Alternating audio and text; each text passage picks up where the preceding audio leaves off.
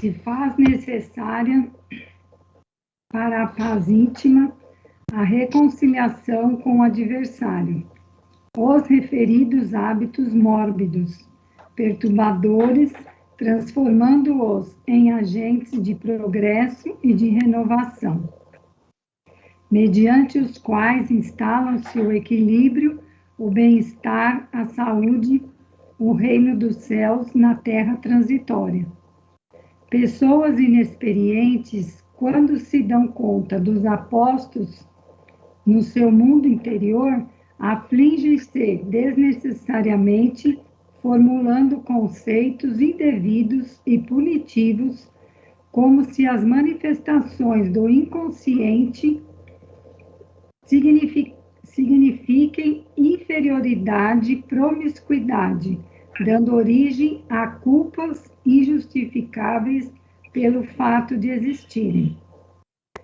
Esses conflitos não devem ser combatidos como inimigos num campo de batalha, mas atendidos, orientados, esclarecidos, libertando-se deles pela sua conscientização, de forma que a autoconsciência experimente bem-estar pela conquista realizada interiormente.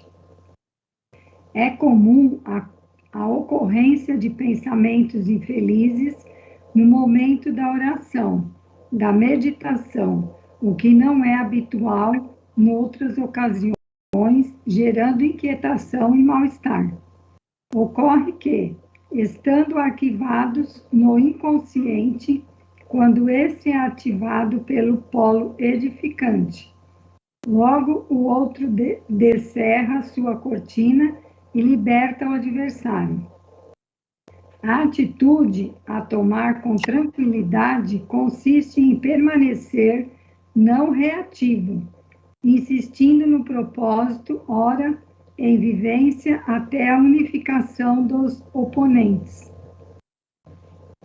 Envergonhar-se de si mesmo e das experiências vivenciadas no passado, recente ou remoto, é aflição desnecessária.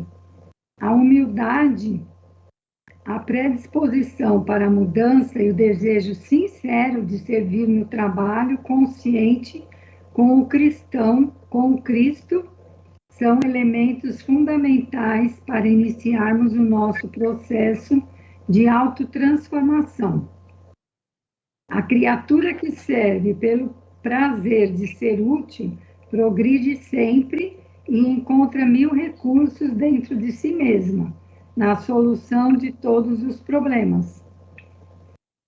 Com uma atitude sincera ante a própria consciência em relação ao meio em que vivemos e às forças somadas do ser multidimensional que somos, criaremos para esse fim um campo de atração tão potente que atrairemos todos os elementos ou níveis conscienciais internos e outros tantos do meio externo, de conformidade com a proposta em curso. Não há nada de promíscuo ou inferior em nós, mas sim o nosso verdadeiro patrimônio, à espera de promoção e de sublimação, obedecendo à lei de transformação e de aperfeiçoamento incessantes, segundo o qual nada na natureza permanece inalterado. Todas as forças devem evoluir com as nossas almas, rumo ao infinito. É fundamental exercitar o verdadeiro querer, iluminar a consciência com o saber, predispondo-nos à vivência em harmonia com a moral divina. Esse rodapé aqui não é bom dar uma lida, não? Assim, faz parte aqui da lição, que é sobre o direcionamento do amor, a subpersonalidade tende a adquirir valores que irão se transformar em sentimentos elevados, superpersonalidades, anulando lentamente a sombra, o lado mal do indivíduo, criando campo para o perdão. O amor, porém, proporciona a transformação das subpersonalidades em superpersonalidades, o que impede a sintonia com os petardos inferiores que lhes sejam disparados. Mas aí já era outra citação, né? A primeira citação da página 191 e o início da página 192.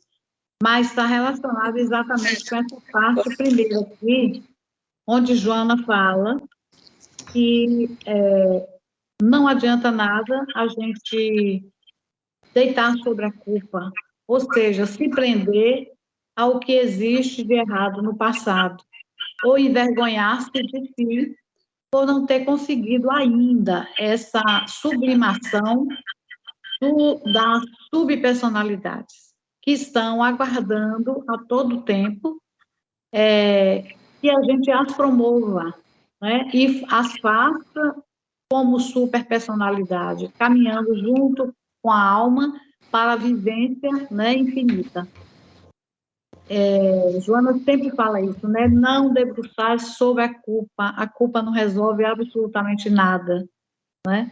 Em vez de você ficar pensando nas coisas que você acha que são ruins em você, e ela sempre diz também que nada é promíscuo em nós, apenas as nossas vivências equivocadas, esperando, aguardando que nós tomemos um direcionamento, um objetivo de transformar, de fazer a autotransformação.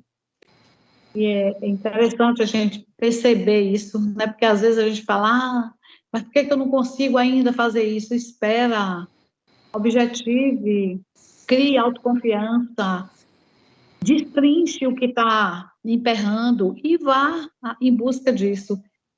É difícil? Não é fácil, né? A gente, às vezes, prega uma coisa, faz outra, e vai, às vezes, atropelando um pouco essa oportunidade de evolução, mas faz parte da caminhada, né? Nem todo caminho é asfaltado, às vezes a gente pega caminho de pedra mesmo e vai ter que passar por ele. A gente precisa estar cônscio disso e não ficar se lamentando por conta desses nossos equívocos, né? É procurar não fazer mais, procurar buscar não fazer mais. Às vezes a gente repete um erro, e aí a gente tem que estar atento para isso, né? Tem que aprender com o erro, né? Sim, às vezes sim. Você tem que errar e às vezes erra de novo, você fala, puxa, mas eu vou errar de novo isso, a mesma coisa, não é possível, tal.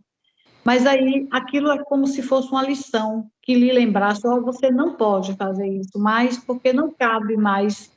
Você já tem entendimento suficiente para não tropeçar mais aqui. Você já tem visão suficiente para não tropeçar mais aqui. É como se fosse um puxão de orelha, né?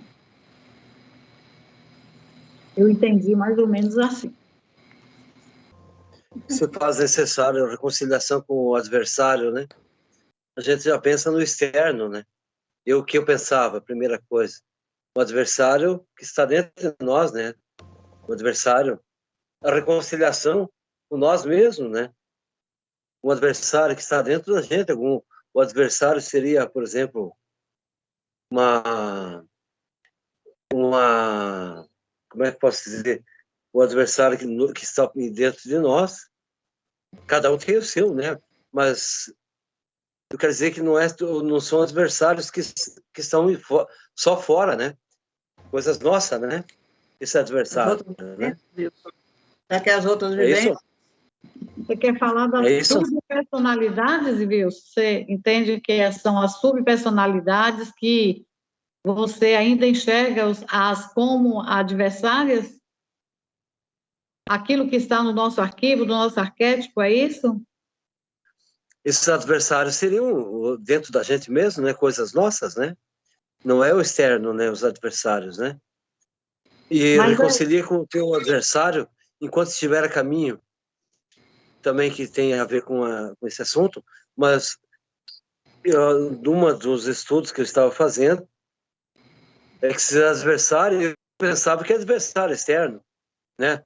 Mas esse adversário é coisas nossas mesmo, né? Não sei se consegui.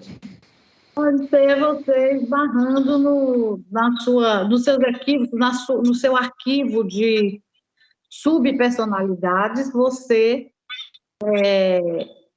não faz as pazes com ele, vamos dizer assim.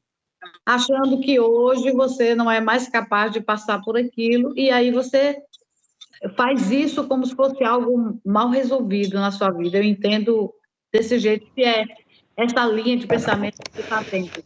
Essa briga interna com você mesmo é exatamente isso. Por que que ainda não promovi todo mundo? Por que que ainda tenho esses instintos em mim, essas sensações em mim? E aí essa briga é constante, é onde Joana entra e diz que não temos nada de promíscuo dentro da gente, né? E a gente precisa compreender isso com uma clareza muito maior, de que tudo que está equivocado em nós está esperando a nossa proposta para sublimá-los, né? Tudo aquilo que estiver no nosso arquétipo, que a gente ainda não conseguiu sublimar, né? Promover algo melhor para a nossa caminhada. É por aí que eu entendi. Não sei se depois o mestre é que vai dar o depoimento dele e fazer as colocações. Já que vocês estão falando tudo ao mesmo tempo, eu não estou conseguindo entender. Eu vou ler aqui da nossa aula de hoje com Leon Denis para vocês verem se tem alguma coisa diferente com o que Joana está dizendo-nos hoje. Da obra O Problema do Ser, do Destino e da Dor. Na ordem física, ele está falando aqui de um processo de autocura. Então, na ordem física, por exemplo, não se destroem os infusórios, os infinitamente pequenos, que vivem e se multiplicam em nós, mas se ganham forças para melhor lhes resistir.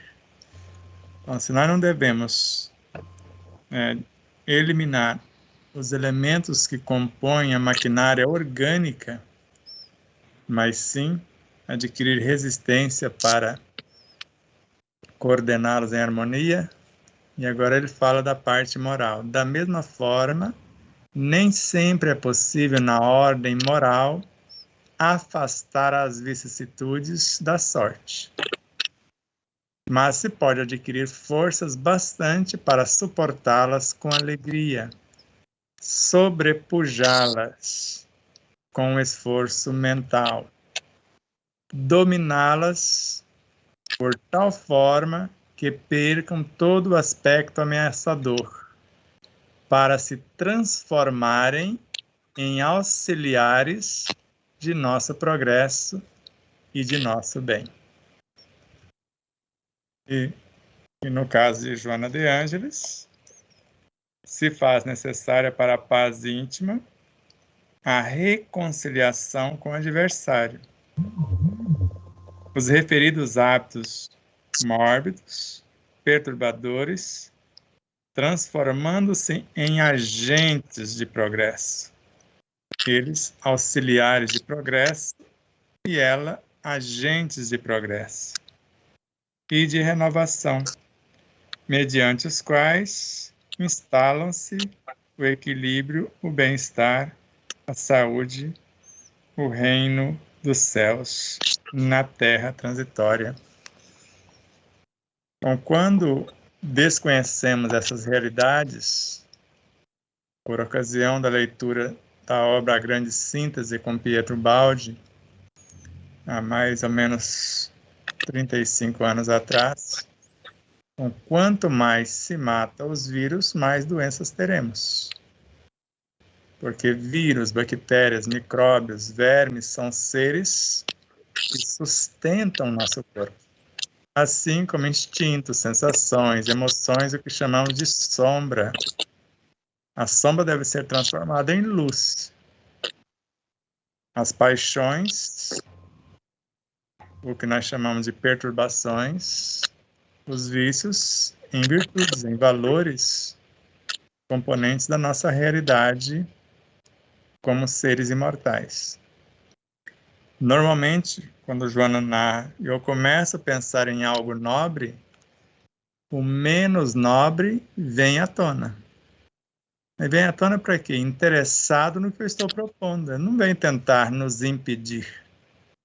Se eu tiver o conhecimento daquilo que vou enfrentar, o chamado adversário, que à época Jesus disse-nos, e Joana de Ângelo explica, reconcilia-te com os vossos adversários enquanto estáis com eles a caminho. E ela fala que os adversários são internos, os piores inimigos estão dentro e não fora. E eu costumo dizer, baseado na psicologia, que os terapeutas narram que o cérebro não sabe o que significa o não, ele não lê o não. Então, eu não quero engordar. Tira o não. Por que a gente não fala, eu quero emagrecer? Eu quero me livrar do orgulho. Não tem como. Eu posso transformá-lo em humildade. Eu quero dizimar o egoísmo. Não tem como. Eu posso transmutá-lo em altruísmo. Assim como a dúvida em fé, a discórdia em união, a tristeza em alegria, o desespero em esperança e tudo mais. Por isso que se faz necessário para a paz íntima a reconciliação e não a expulsão ou a negação. Então, se não existe nada de promíscuo ou inferior dentro de mim, ou em nosso patrimônio, existe uma etapa que foi vivenciada e o que foi feito foi para aquela etapa. Então, para aquela etapa é o que eu tinha de melhor, de verdadeiro. Se eu era mentiroso, era meu estágio. Se eu era maledicente, maldoso, era o meu estágio. Agora, não vai adiantar eu ficar brigando, me punindo, me dilacerando com isso. Eu posso mudar a pauta, ressignificar o contexto. Porque todas as vezes que usamos a nossa inteligência, o nosso poder imaginativo, principalmente quando nós usamos o poder imaginativo, é semelhante ao sinal do Batman. Eu estou enviando essa tela mental para o meu inconsciente, que é o que está esperando promoção. Também para o superconsciente e para o subconsciente. Já que sou eu, a alma, no consciente é que estou fazendo isso. Principalmente quando eu consulto as minhas memórias, o que eu fiz ontem. Aí que eu ativo mais rápido o inconsciente, porque eu estou lembrando do meu passado. Se eu tivesse o cuidado, em primeiro lugar, eu busco o reino de Deus e sua justiça. Eu mergulho na superconsciência e trago as pérolas para a solução, como nos ensinou Jesus. Eu não vim para os sãos, eu vim para os enfermos. Então, ele veio levantar os caídos. Então, quando temos nas lições de Ramatiz, em Jesus e a Jerusalém renovada, e antes dele, Leon Denis, então, o que eu vivo, o que relaciono com o meio externo, eu estou fazendo isso baseado numa lei. E quando assim vivo, eu gravo a lei no mundo interno, o que eu fiz no mundo externo. E Ramatiz também narra que enquanto eu não viver em harmonia com o externo, eu não consigo mergulhar no interno. Quando eu faço o processo de reconciliação com o meio externo, eu estou reconciliando comigo mesmo, porque eu estou me vendo no espelho. E quando assim faço, porque a vida vai colocar fora os personagens necessários, os ambientes, as situações, para que haja a eclosão daquilo que preciso colocar em ação. Se eu vejo a maldade, e se eu já tiver a bondade, que bom que a bondade veio à tona, a minha outra face, ou a outra face da maldade. Se eu dou de cara com a mentira, que bom que já conheço a verdade. E é com ela que eu vou enfrentar. Se é a maledicência, a benevolência. Mas se acaso ainda estou na mesma faixa ou frequência evolutiva, alguém começa a fofocar, eu entro na pauta e fofoco também. Eu estou alimentando esses seres criados com essa pauta de trabalho de outrora. Mas se eu sou o terminal final da fofoca, como nos recomendou Chico Xavier, chegou em mim, eu vou dar um exemplo diferente. Não vou julgar nem condenar o fofoqueiro, mas cessou em mim. O máximo que eu vou fazer, dependendo do tipo da fofoca, se é uma maldade contra alguém, eu vou apresentar a bondade na pessoa. Por mais que ela não demonstre essa bondade, eu falo, todos são filhos de Deus. E todos trazem em si a chama do amor, como está no Evangelho segundo o Espiritismo. Então, se eu tenho consciência disso, e eu trago a pauta, como nós colocamos no processo de autocura, e procuramos sempre fazer isso, o que me interessa fazer acontecer. Então, eu não quero comentar o hipócrita, mas preciso falar da hipocrisia. Eu tenho que entender o que é hipocrisia. Eu não vou falar do maledicente, mas vou falar da maledicência. Não pretendo falar dos políticos, mas vou falar de política, porque tudo é política. A religião da nação, conforme Bezerra de Menezes. Então não tem como não trazer para o cenário a situação. Mas é a situação. Se eu vou falar de um processo de autocura, eu não vou ficar dando ibope para a enfermidade, porque eu quero saneá-la. Eu não vou dar ibope para o obsessor, eu vou me tornar mais forte do que ele, segundo Kardec, que é o único meio de curar-me, ou de sair de sua frequência.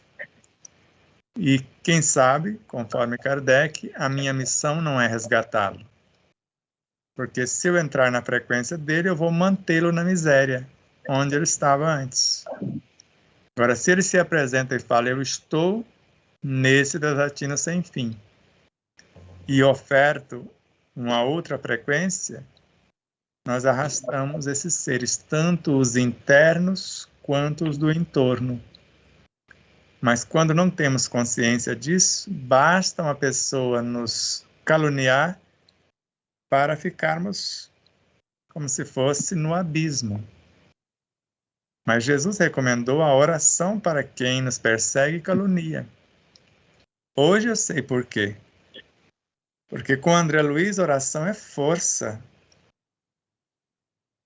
E, ao mesmo tempo, vibração e energia. Então, é poder. Energia, vibração. Para Emmanuel, é força que gera serviço.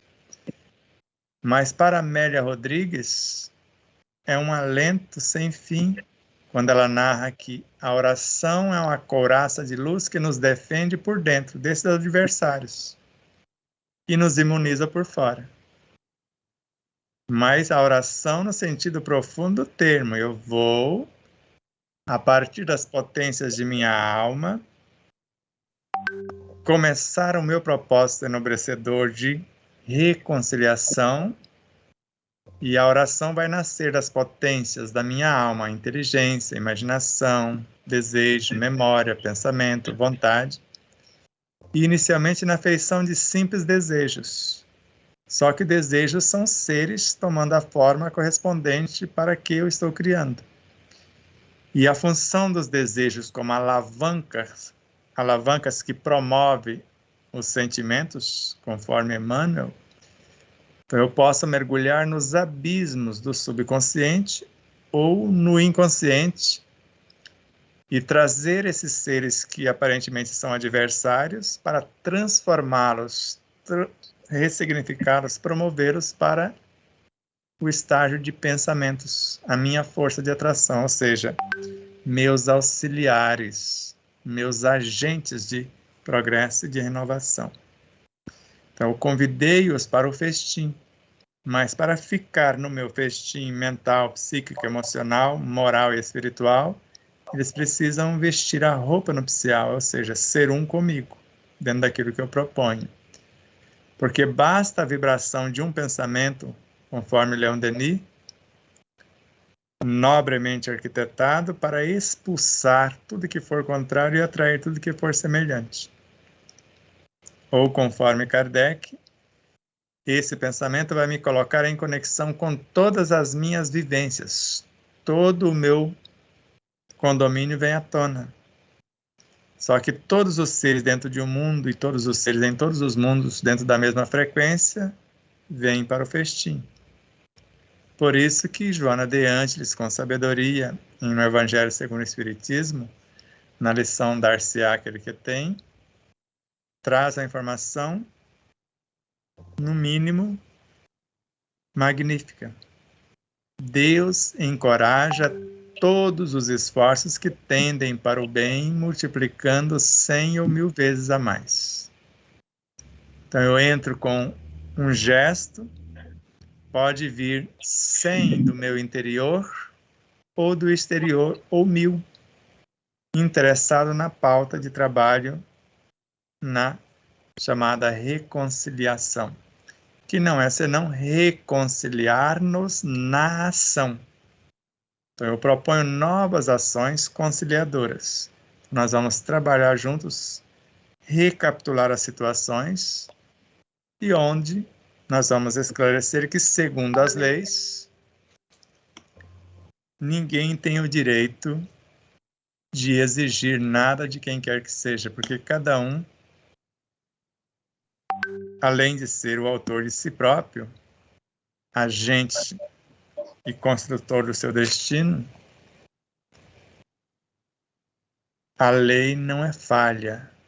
Se houve uma situação afligente, foi por conta do meu processo evolutivo e, às vezes, a violação dessas leis, e eu estou diante das situações que eu mesmo criei. Ou é um vestibular, para que eu possa aferir os meus talentos e ver até que ponto eu tenho capacidade de compreender, de tolerar, de perdoar, de ser solidário, de ser fraterno, perseverar. É o que nós vamos analisando em cada situação. Então, se eu não estou apto para a transformação de tal coisa, se chegar o tempo que ela deve ser liberada, eu estando pronto ou não, ela virá à tona. E se eu não estiver preparado, como Ramatiz narra, se eu não me formei como pastor e alguém solta as ovelhas, ou se soltam os lobos ou os leões, eu não tenho os domadores, pode ser um desastre. Por isso que Joana, nesse capítulo, e outros autores também, quando vem à tona esse ser, e às vezes vem como um diálogo, como uma queixa sistemática, como alguma situação onde eu me sinto vítima ou quero fazer vítimas, porque se eu os criei ofendendo alguém, eu só posso alimentá-los com a ofensa que eu fizer a outrem, para trazer o substrato para manter e nutrir a minha própria criação. Por isso que vocês observarem na sequência, e se mergulharmos ainda um tanto mais, então se faz necessário para a paz íntima. Paz íntima é quando eu faço ou cumpro os meus deveres e a minha consciência está em paz à luz desses deveres fielmente cumpridos, ou seja, fiz a outrem somente que eu gostaria que me fizesse. Então, para que essa paz íntima torne realidade, eu preciso reconciliar com esses adversários, ou aparentes adversários.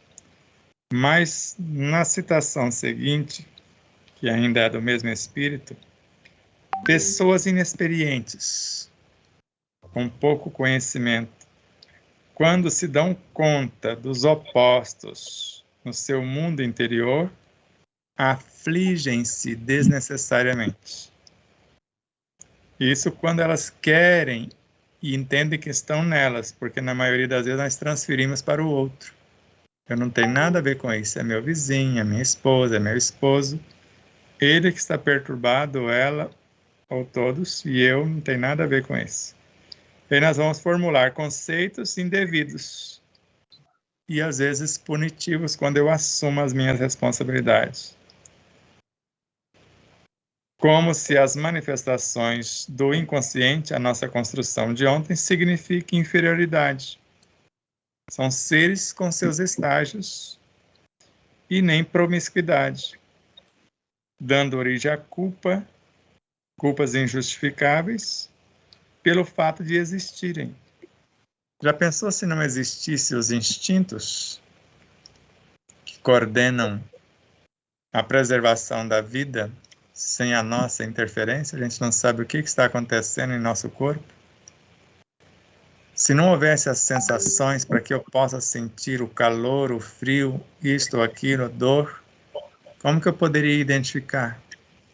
Se não houvesse a emoção, que é uma memória, ela traz o cenário de volta e me mostra em detalhes as sensações que houveram e, ao mesmo tempo, as ações instintivas. Se não fosse a presença dos sentimentos, que são os elementos com capacidade de analisar as emoções, comparar as sensações e, ao mesmo tempo, as atitudes instintivas e definir se foi nobre ou não. A partir dessa definição é que vai gerar a consciência de culpa, a autopunição.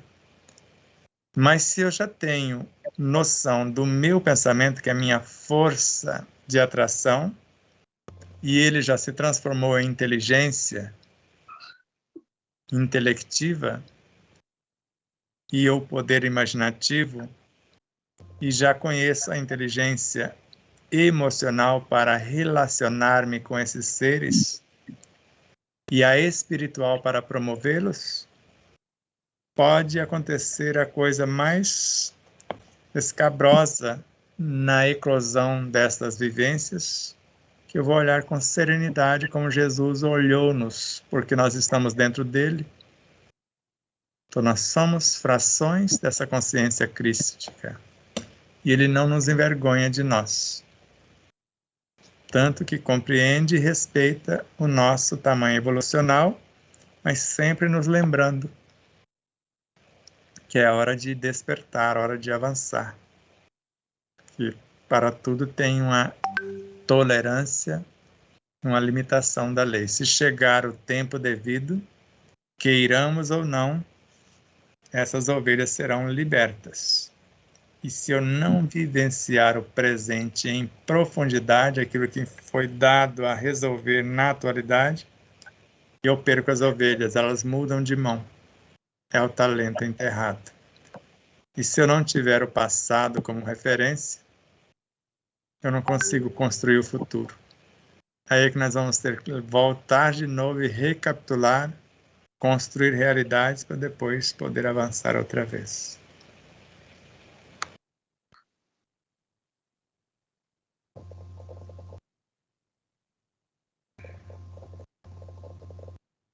Muito bom a situação. Aprender e compreender a situação, né? E não nos perturbar com o que nos acontece.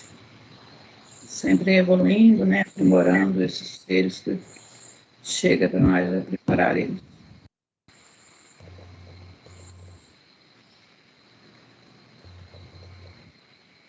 O que a gente deve observar, isso é uma regra, eles vão chegar ao consciente pedindo a manutenção do que eles são.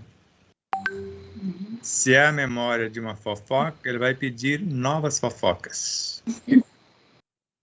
Aí cabe a nós ofertar outra coisa. Se é a mentira, ele vai pedir que continuemos mentindo, porque é o que ele sabe fazer.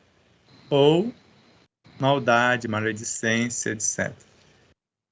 Agora, de acordo com a nossa lucidez, a reconciliação é mudar o roteiro, ressignificar a ação. Então, se ontem mentimos, como fala o Dr. Jonas Moura, hoje eu não estou mentindo muito. Quer dizer, eu estou mentindo menos. Então, quando esse ser chegar convidando-nos a mentir mais uma vez, só mais uma vezinha, fala, isso não vai dar muito certo. Porque nós vamos mantê-lo na miséria, nesse estágio moral. E o que eu quero para você é a verdade que será a mãe da sua liberdade, porque você está aprisionado num ciclo vicioso. Agora, se você disser a verdade, você liberta-se. E aí, livre para seguir rumo ao infinito, rumo a essa paz íntima, essa conquista interior. Quando a gente tem consciência que fez conscientemente algo que é errado fazê-lo, você deve continuar e não procurar fazer mais, ou você deve realmente chamar essas consciências e trabalhar isso de uma forma, digamos, não de cobrança, mas de uma forma... Porque é constrangedor, quando você sabe fazer alguma coisa, sabe que alguma coisa está errada e você vai lá e faz exatamente a mesma coisa. É constrangedor. E você faz o que nessa situação? Chama esses seres à responsabilidade, porque remoer não adianta. Você não vai ficar remoendo e achando que você é a pior pessoa do mundo. Não. Mas o que fazer melhor? Que direcionamento a gente deve ter melhor? Isso é tranquilo, eu vou dar um exemplo bastante simples. Lá na roça a gente derrubava as matas, arrancava os tocos, fazia as coivaras, preparava a terra e plantava o café. Cultivava, colhia, limpava ele no pilão, fazia a parte da torragem no torrador e depois moer o café. E um dia eu quis enganar minha amada mãezinha, porque era um pouquinho pesado para os meus frágeis bracinhos. E aí moí e ficou um pouco fora do prumo, dentro do que ela criou como adequado. Então, já que você quis me enganar, você vai fazer tudo de novo e eu que vou dar o tom lá no moedor, a grossura que eu quero, o meu pó. E se antes estava um peso assim de entre 0 e 10 e eu rodei o moinho com 2 ou 3, aí a coisa ficou 8 ou 9. E eu tive que fazer outra vez. Então, o amor cobre a multidão de equívoco. Então, ela não me envergonhou. Ela só falou, você não fez adequado, faça de novo desta forma. E dava uma ajudinha. De vez em quando ela via que a coisa estava pegando para o meu lado, ela pegava a sua linda mãozinha e ajudava a minha a refazer. Então, quando Pedro pergunta a Jesus e ele fala que o amor cobre a multidão de pecado, e também para Mateus, num dado momento, ele falava, mas mestre, como eu devo fazer? Ele falou, Mateus, primeiro os teus. Porque o Mateus estava tentando ajudar as multidões, e ele pensou que os teus eram seus familiares, e foi lá e quebrou a cara de novo. Então, não deu certo com os meus. Jesus, eu falei, Mateus, os teus não são seus familiares, são seus mundos interiores. E aí ele conseguiu, falou, o amor, como ele tinha falado para Pedro, cobre a multidão de equívocos. Então, se eu reconheço que mesmo proposital eu fiz tal coisa, como eu quis enganar minha mãezinha, agora eu faço certo. É como digitar no Word. Quem já digitou alguma coisa aí no Word e precisou mudar algumas palavras, e lá na frente você descobriu uma com melhor significado.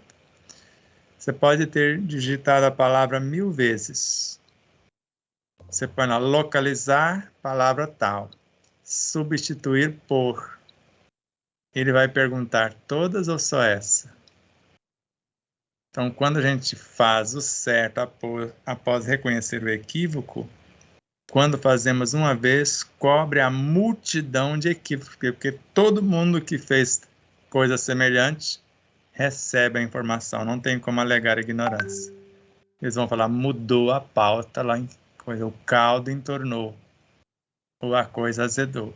Então, quando a gente faz sem culpa nem culpados, reconhecendo o que foi feito, a ação corretiva já é a reconciliação. A gente não precisa ficar se martirizando dentro do processo. Só de eu reconhecer que o bolo queimou, fazer de novo sem observar o que foi feito, pode queimar outra vez. Ou não cresceu. Então, reconheci que não olhei o fermento, quis andar ligeirinho, cumpri as etapas, não observei, e o negócio não cresceu, não estava presente na situação, fiz alheio do que estava fazendo. E quando a gente faz da maneira mais adequada, prestando atenção, com outro objetivo, a gente corrige todas as ações anteriores com a atitude vigente. Beleza. Obrigada, Sebastião. Teu exemplo do Word mesmo, né? Então, quer dizer que no momento que a gente fizer que a gente acertar a rota, vai, como tu falou do Word ali, alterar só essa ou alterar todas? No momento que a gente acerta, significa todos parecidos que tu cometeu anteriormente, vai ser ressignificado junto, né? Eu não sei se você conseguiu minha voz, não sei se está saindo bem também. Tá, é isso mesmo.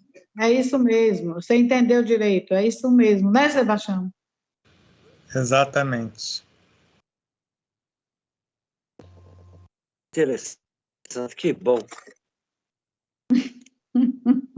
A partir de hoje, a gente já tem que ficar atento a tudo que a gente já errou para poder apagar. É que nem mesmo quando eu falo, tudo que eu faço de bem ou não, né? Eu estou fazendo para todas as outras vivências, né? Então, se eu faço uma coisa boa, eu estou fazendo para elas também, né? Muito legal. Tem coisas que bom, né? Falar do passado com amor e carinho. Olha só o que Sebastião disse. Se eu não tiver o passado como referência, não consigo reconstruir o futuro. Como é fácil perdoar o passado pensando dessa forma, né? Fácil é o caminho, fácil é o trabalho, né? Mas que bom esses atalhos que está nos passando aí, Sebastião. Na aula de hoje com o Leon Denis, falou que não existem almas que não possam se renovar, se ressignificar. Legal. E, ao mesmo tempo, veja essa tela aqui de hoje. Todos os grandes ensinamentos concordam nesse ponto. Qual o ponto? É na vida íntima, no desabrochar de nossas potências, de nossas faculdades, de nossas virtudes, que está o manancial das felicidades futuras. Agora, para fazer a conexão com essa vida íntima, eu preciso fazer na prática o que faria ela se estivesse em meu lugar. Porque se no meu íntimo está o Deus e o Cristo em mim, então o que faria ele se estivesse em meu lugar? eu vou procurar imitá-las. E aqui ele também fala, quando nós começamos a imitar ou escolher entrar na frequência desses luminares, eles nos fecundam para que nós possamos, nas etapas vindouras, construir as situações com mais facilidades. Vou procurar aqui para vocês vão ver. É bem interessante a pauta. Veja aqui, ó.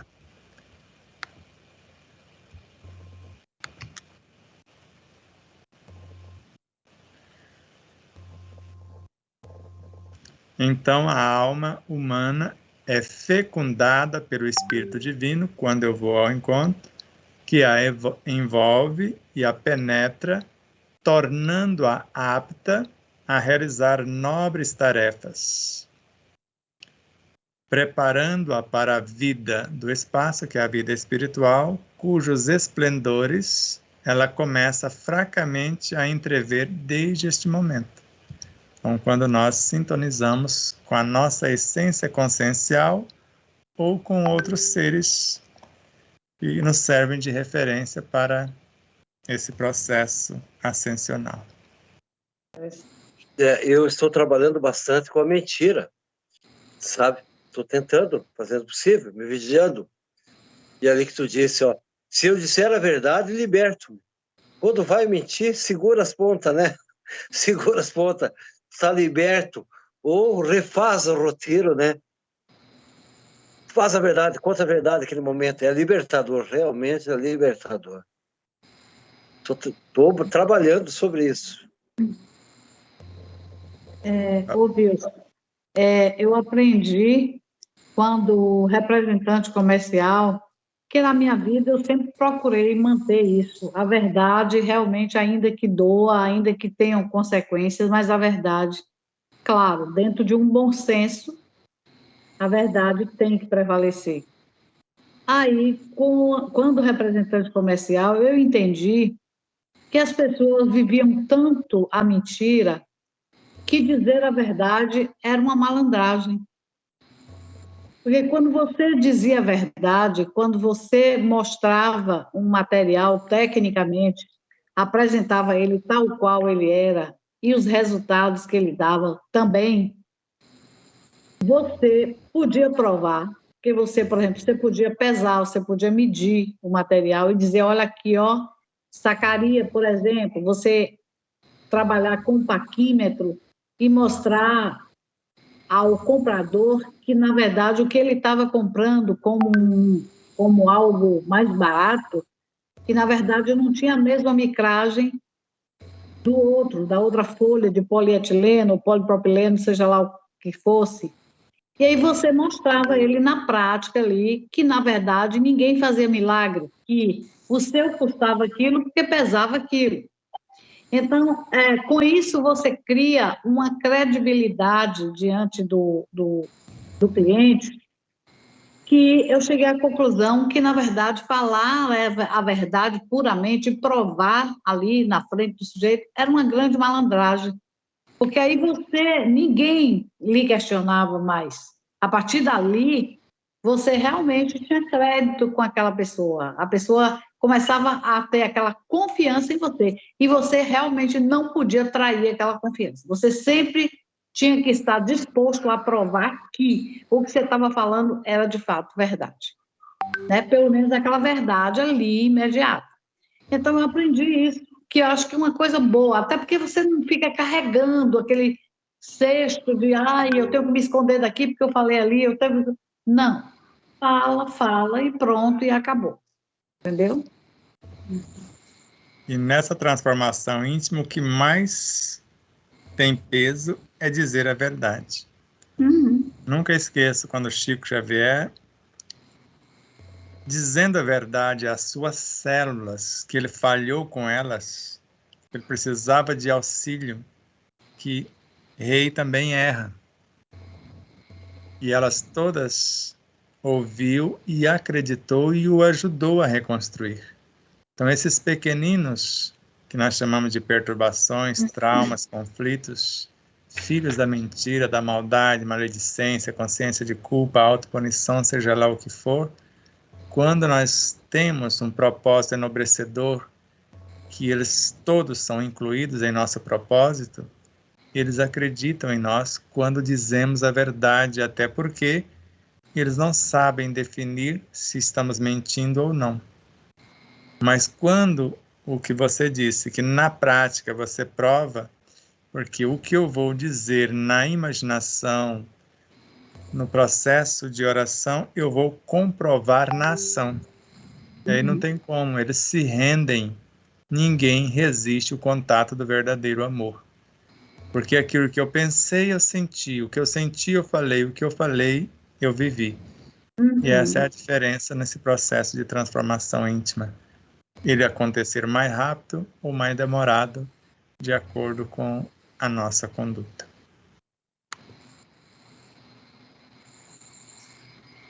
Interessante, né? Eles sentiam o nosso sentimento, né?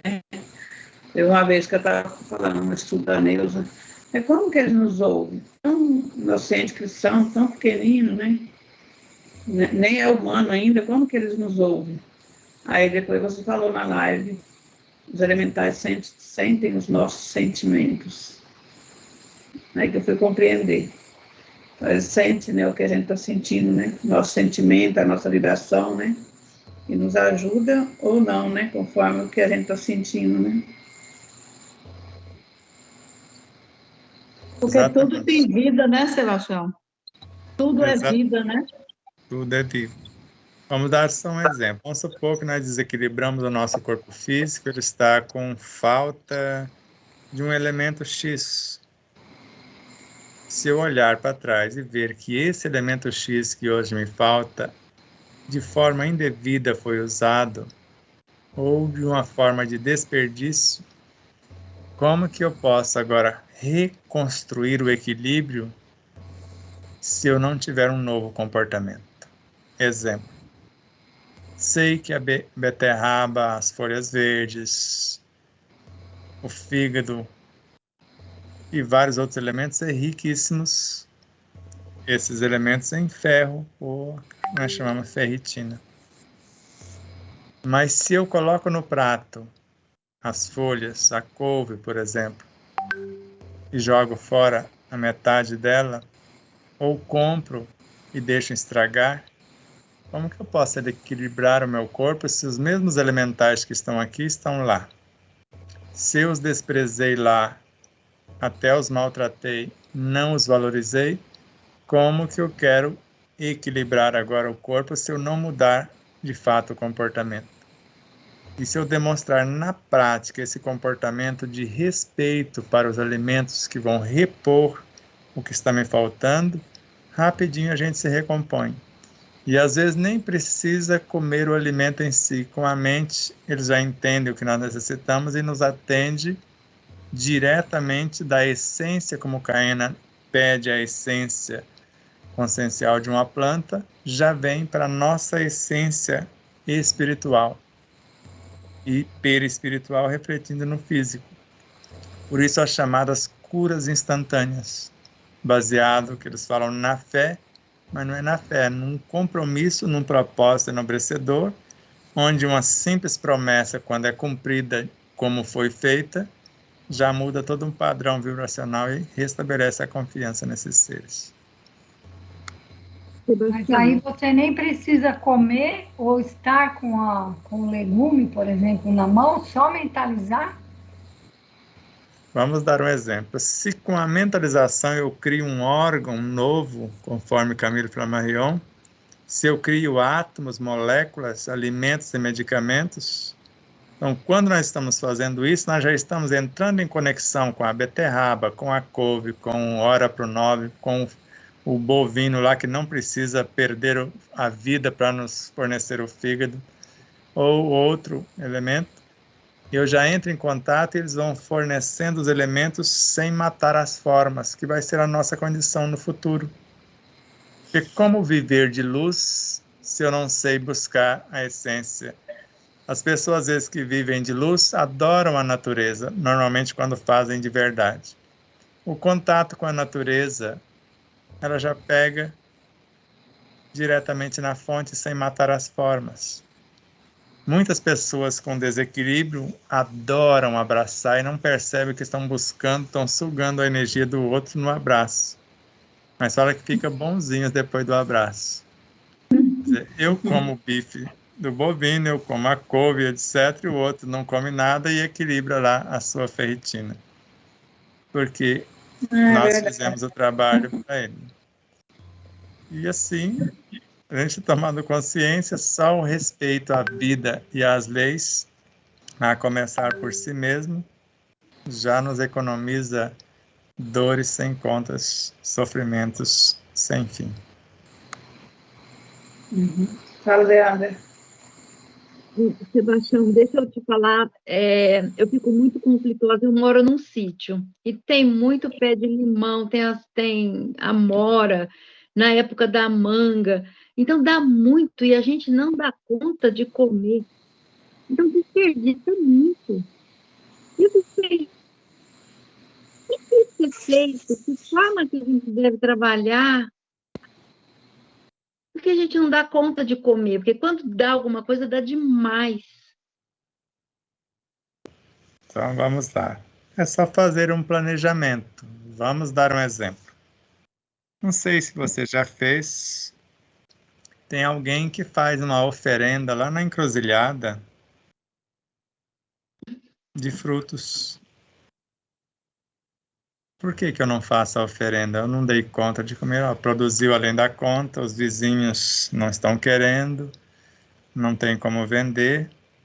Então eu estou ofertando a vocês o que nós não estamos dando conta e vocês escolham a vitalidade, use para o vosso crescimento e transforme em adubo, em forças revitalizadoras da terra, porque se nós fizermos um planejamento, dá para aproveitar o máximo, se soubermos fazer isso. Vamos dar um exemplo simples. Vamos supor que o nosso pé de acerola produziu além da minha capacidade de consumo. E eu sei que não adianta colocar no congelador, que em menos de 6 meses eles perdem tudo. Então, como que eu posso fazer para consumir o mais rápido possível? Então, eu posso usar as frutinhas da acerola mesmo e transformá-la noutro elemento nutridor. E eu posso ver o que é possível fazer para transformá-la em ração animal, alguma coisa. Se eu não der conta disso, o simples contato da acerola com a terra, ela fez um ciclo evolutivo. E agora, o que volta para a terra não é o elemental que cresceu com a acerola, ele já vai para outro cenário. O que ficou ali foi o corpinho que ele usou, que era a fruta. E como estava no meu quintal, eu aproveitei o máximo desses elementais, porque o que fica no meu corpo é a consciência da acerola e não a acerola em si. Porque a parte de massa, ela entra e sai quase do mesmo jeito. Então, aquela que ficou lá no chão, que eu não consegui comer, porque seria excesso e sobrecarga para o meu organismo, o elemental que passou pelo ciclo, ele vem direto para o meu corpo, sem ser triturada pelos meus lindos dentinhos ou transformada em suco ou algo parecido. O que conta é o respeito para com eles, porque não adianta eu colher, colocar na geladeira e deixar apodrecer. Então é melhor que apodreça lá embaixo do pé. Se eu não dei conta, não tem para quem dar, não tem para quem vender, e eu vou fazer o que posso da melhor forma dentro do meu nível de consciência. Agora eu fiquei mais aliviada, porque como que eu vou fazer? Você sempre fala, fazer o máximo com o mínimo. Falei, meu Deus, e estragando esse monte de coisa, e cai no chão e ali vai. Agora você me dando essa luz, agora eu fico mais sossegada.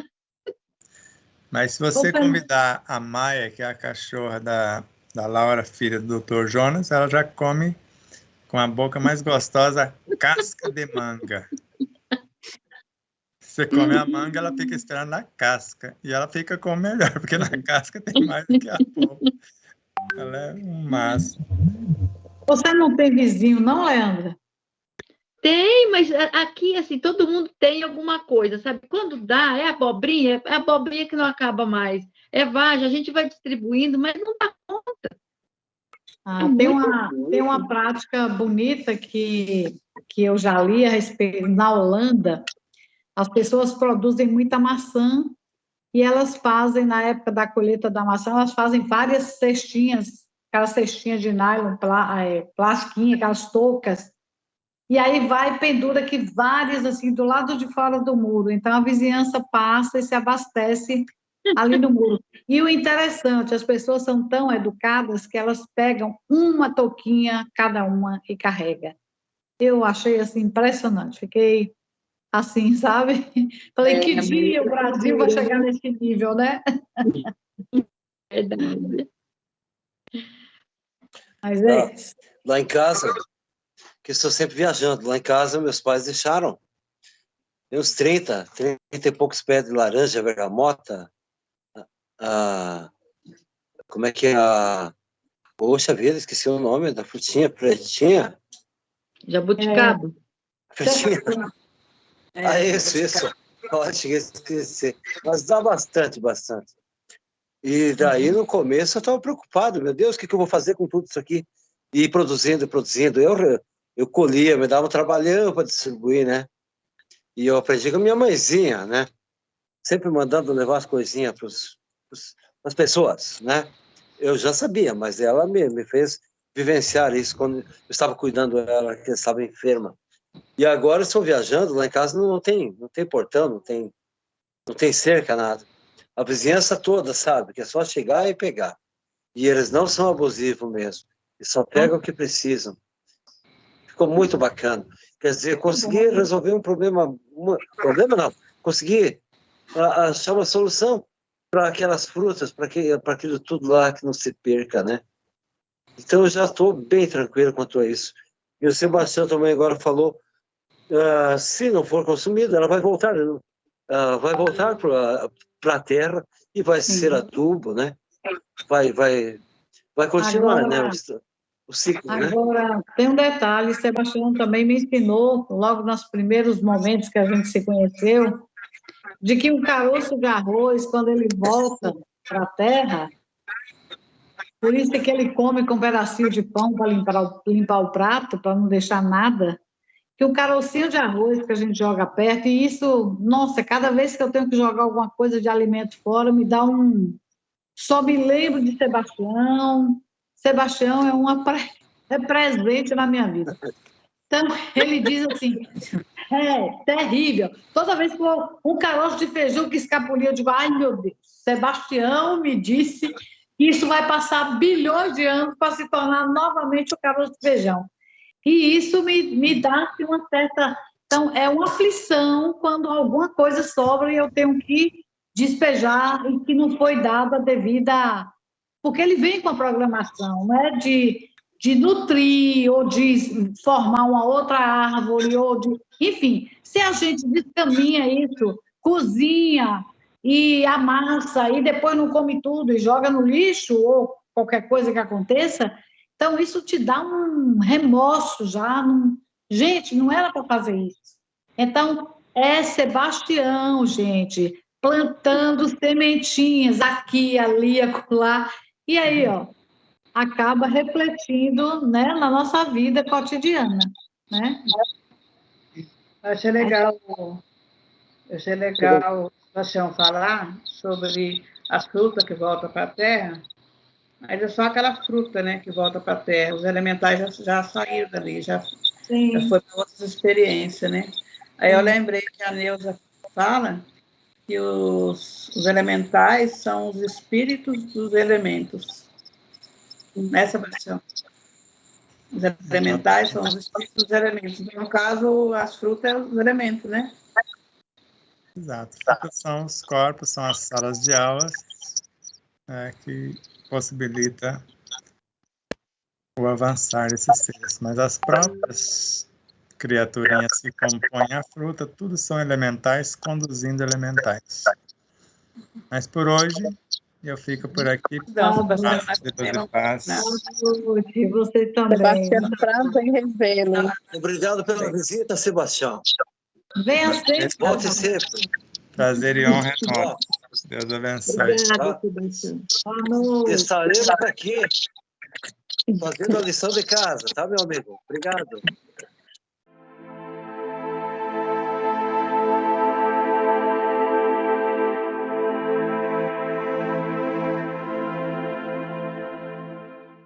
Espero que vocês possam rever, compartilhar, se inscrever. Diga que gostou ou não gostou, faça seus comentários, porque é sempre uma honra imensa tê-los como os nossos auxiliares, não só a vossa audiência, por nos seguir em nossas redes sociais, por se inscrever aqui no canal do YouTube, por compartilhar, por fazer tudo o que possa para nos auxiliar nessa interminável jornada.